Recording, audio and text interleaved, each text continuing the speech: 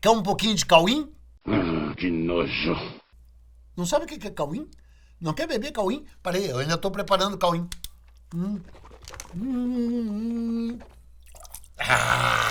Tá fermentado. Quer cauim aí, ô Chinelão? Cauim. Cauim, os membros do canal Buenas Ideias estão a fim de ir para outra dimensão. E qual é a bebida que te leva para outra dimensão? O cauim, o fermentado de mandioca, a bebida por excelência das tribos tupis, especialmente dos tupinambás, mas também dos guaranis. Então a gente ofereceu para os nossos maravilhosos membros cerveja? Não. Vinho? Não. Erva mate? Não. Cauim, cauim, cauim. Na verdade, não é só cauim, são as bebidas fermentadas, as bebidas alcoólicas que levavam os indígenas brasileiros às alturas. E aí eles ficavam com fome, fome, fome, faziam o quê? Comiam churrascada na grelha! E quem é que era assado? Era tu mesmo, otário! Carne de homem branco, mas também servia carne de indígena. Então, cara, vem conhecer a história das bebidas alcoólicas dos indígenas brasileiros que tu vai ficar doidaço. Eu bebo sim, eu tô vivendo. Tem gente que não bebe e tá morrendo. Não é sacanagem, não é sacanagem. É muito pior, é cauinagem. Era uma bebedeira que durava 3 dias. Falando sério, cara, assim, ó, tá muito registrado, muito. O Jean Delery, o André TV, o Hans Staden, o Claude D'Aubeville, todos os grandes cronistas, o Simão de Vasconcelos, o Padre Anchieta, o Padre Nóbrega, todos esses cronistas deixaram relatos circunstanciados sobre a beberragem de cauim e também a beberragem de acaju, do vinho de caju. Porque o mais conhecido realmente era o fermentado de mandioca. Você sabe, a mandioca, o pão do Brasil, né? Vamos fazer uma ode à mandioca. Eu tô saudando a mandioca. A civilização portuguesa do Brasil só se estabeleceu plenamente com base na mandioca. Mandioca era o pão do Brasil, mandioca era o que sustentava basicamente as tribos tupis ao longo do litoral, e não só as tupis, tribos amazônicas, os tupis inclusive eram amazônicos, né? Várias outras tribos, e também o milho, né? O milho era mais dos guaranis. E tupis e guaranis produziam, não apenas se alimentavam de milho e de mandioca, como os fermentavam. E ao fermentá-los, produziam uma bebida alcoólica que era um chute ali mesmo, que era um boing, boing. Cara, todo mundo que bebeu cauim, ninguém sobreviveu. Não, sobreviveu, mas ficava 3 dias caído em torpor. Mas você vai ver ao longo desse inebriante, desse embriagante episódio, você vai ver que não era só de mandioca e nem só de caju. Era também de pacova, era de cará. Como é que chamava a bebida de cará? Como é que chamava a bebida de cará? Caracu, chamava caracu mesmo, que era o jeito que o cara ficava depois que tomava o fermentado de cará. Você vai ler, depois eu te leio vários aqui, de bacutinga, de mel, de ananás. Aliás, o seu ananás, era o que mais embriagava.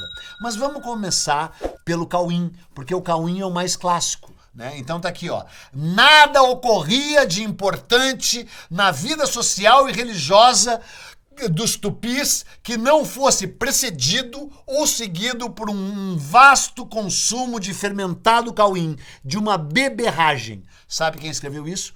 O Alfred Métraux. O Alfred Métraux, um extraordinário, um fantástico, um admirável antropólogo, etnólogo francês que veio ao Brasil nos anos 20, né, que também é o cara, esse é um pequeno parênteses, o cara que desvendou os tais mistérios da Ilha de Páscoa. Não tem mistérios na Ilha de Páscoa, tanto quanto você acha que tinha.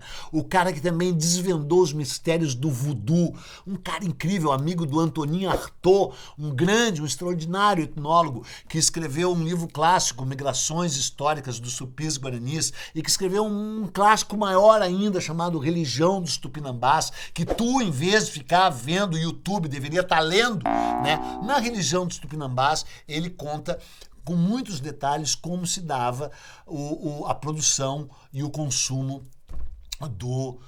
do cauim, basicamente o cauim de mandioca. Era basicamente as mulheres que os faziam. Elas colhiam a mandioca, elas botavam a mandioca a ferver em vasilhas enormes, nos quais cabiam mais de 200 litros. Elas ficavam ali sendo cozidas, depois elas deixavam baixar a temperatura, daí elas pegavam aqueles pedação de aipim desse tamanho, mastigavam e puf, cuspiam. Mastigavam, puf, cuspiam. Daí quando ficava uma massa enorme de mandioca cuspida, elas botavam essa mandioca a fermentar.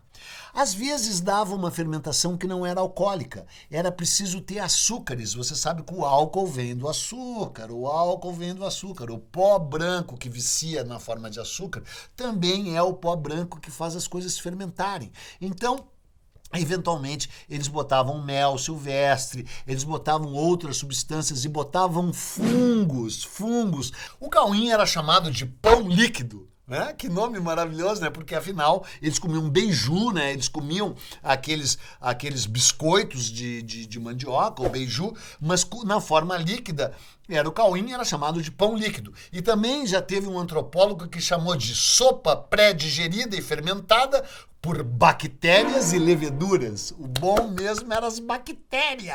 O que tinha de bactéria ali, né? E aí, eles eram basicamente de mandioca, como falei, mas também de diversas frutas, ervas, raízes e grãos. E os cronistas coloniais traduziram por vinho, basicamente por vinho, mas também traduziram por cerveja, porque a palavra cauim, né, era uma palavra intraduzível para eles. Aí eles botavam depois que ela fermentava, eles botavam numa talha de 450 litros. 450 litros é uma caixa d'água. É uma caixa d'água dessa massa fermentada que daí começava a produzir gases e gerava a elevação natural da temperatura e chegava a 40 graus, sem fogo, e borbulhava. Imagina. E eram basicamente mulheres velhas e mulheres bastante jovens as que faziam o cauim. O cauim ficava daí nessa talha, nesse camuci, de 2 a 5 dias, variava conforme os ingredientes, e aí estava pronto para ser consumido. E aí, cara, os caras se bebedavam e ficavam pirilouco, mas pirilouco mesmo. E o xamã, que já entrava todo rodopiando e já tinha feito temascal. Sabe o que é o temascal, né? Ia pra uma tenda ali, botava umas ervas assim, com fumaça, respirava entrava doidaço e paf! Puf! Abria a mufa, a cabeça do sacrificado, né? Aí as velhas recolhiam o sangue, os miolos. Você já viu, não vou te contar, tem muita gente que vê isso na hora do almoço e pediu pra eu repetir. Repete aquele episódio do banquete antropofágico, porque eu sempre assisto o canal Buenas Ideias na hora do almoço. Não, eu não vou repetir, tu vai lá e vê o banquete antropofágico, né? Mas daí recolhiam os miolos, recolhiam o sangue ainda quente, bebiam, passavam o sangue ao redor dos seios, botavam as crianças a beber, porque as crianças não bebiam cauim. E aí, cara, deglutiam eucaristicamente a carne do sacrificado, né, do guerreiro que tinha sido morto, ou do homem branco que tinha sido morto, comiam aquele churrascão de cauim e caíam duro, cara. Ficavam 2 dias assim, de bode, 2 dias de bode, com a pança cheia de carne humana e a mufa cheia de cauim. Não é sensacional?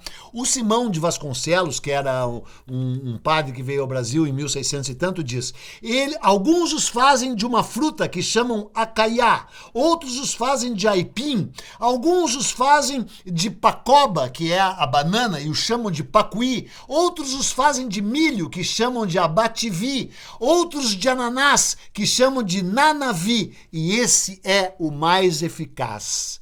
Exato, cara. O cauim, o fermentado de abacaxi, dava assim, boing. Aliás, é bom tu saber que o abacaxi só existia no Brasil. Era uma fruta nativa do Brasil. No planeta inteiro só existia no Brasil ou no Caribe.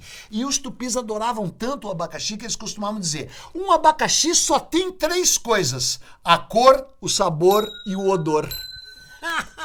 E tem uma coisa muito louca com relação ao abacaxi que eu tenho que te falar. O conde de Nassau, Maurício de Nassau, não queria vir pro Brasil. Aliás, eu nunca fiz um episódio específico sobre o Nassau, né? Eu fiz um episódio sobre a farra do boi voador. Tá aqui, ó, veja a farra do boi voador. Mas um dia eu vou fazer um episódio sobre o Nassau. O Nassau não queria vir pro Brasil. Ele achava que o Brasil era um fim do mundo, um buraco, um lugar horroroso, no que ele estava coberto de razão. Mas daí ele chegou no Brasil e acabou se apaixonando pelo Brasil, pela luz, pela cor, pelo cheiro, e se apaixonou pelo abacaxi e pela fruta do conde. Sabe por que fruta do conde chama fruta do conde? Porque o conde era fruta.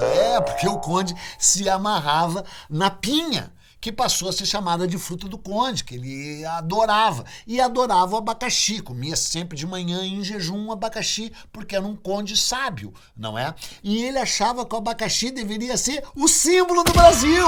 O símbolo do Brasil, não é brincadeira. Ele defendeu a tese de que o abacaxi, que ele mandou o Ecaute, o France Post pintar, você está vendo aqui as imagens do abacaxi pintado, essa fruta incrível, que também é chamada pinha, eventualmente, né? Aqui deveria ser o símbolo do Brasil. E ele pirou com o abacaxi, mas tu sabe com o que ele pirou de verdade? Tu sabe com o que ele pirou de verdade? Com o caju. Ele foi à loucura com o caju. O caju era uma fruta fundamental na vida dos tupis do Nordeste do Brasil. Tinham as guerras do caju. A palavra caju, tu na tua ignorância não sabe que em tupi estava ligada à palavra tempo. O tempo era medido pelo caju. Então, quando dava as grandes colheitas de caju, tinha grandes conflitos tribais entre os lugares com o maior número de cajueiros. O caju era, assim, um recurso alimentar e sagrado para os índios, mas não era por causa da castanha do caju que eles consumiam e gostavam muito, era por causa do vinho de caju, a cajuígue ou caju cauim, que eles produziam um vinho de grande qualidade, um vinho de caju sensacional, que o Nassau pirou. O Nassau era um grande bebedor de vinho, mas ele se apaixonou pelo vinho de caju e ele pegou os seus técnicos, trouxe pessoas que produziam vinho na Europa e fez com que eles produzissem um vinho de caju com uma qualidade como nunca mais foi reproduzida. Nem mesmo os indígenas conseguiam fazer um vinho de caju tão bom quanto esse que o Nassau fazia, e nas noites amenas do Recife, na sua cidade Maurícia, ele o sorvia junto com o Ecaute, com o Post, com o Piso, com o Magrath e com o Zacarias Wagner. Esse não era um militar de segunda, ali no seu Freiburg, né, no seu belíssimo palácio, né, que você está vendo aqui, olha a imagem do palácio dele, né, que tinha jardim botânico, jardim zoológico e observatório astronômico. Né? E bebiam aquele vinho de caju. E era um vinho de fato refinado, porque o Claude d'Aubeville, ele compara com os vinhos brancos regionais franceses. Ele diz o caju cauim, ou a cajuígue, era um vinho de palheta, um vinho de grande qualidade, textura, sabor, buquê, que os índios consomem aqui. Bonitinho, né? Que história legal. Então, é o vinho de caju, é o vinho de abacaxi, é o vinho de cauim, e isso tudo tá me dando uma sede muito louca, e eu vou te convidar porque vai ter festa lá no meu AP. E sabe o que vai rolar? Vai rolar uma cauinagem, vai rolar uma tremenda cauinagem. E no fim, alguém vai acabar sendo comido. Espero que não seja eu. Eu vou me embora correndo. Tchau.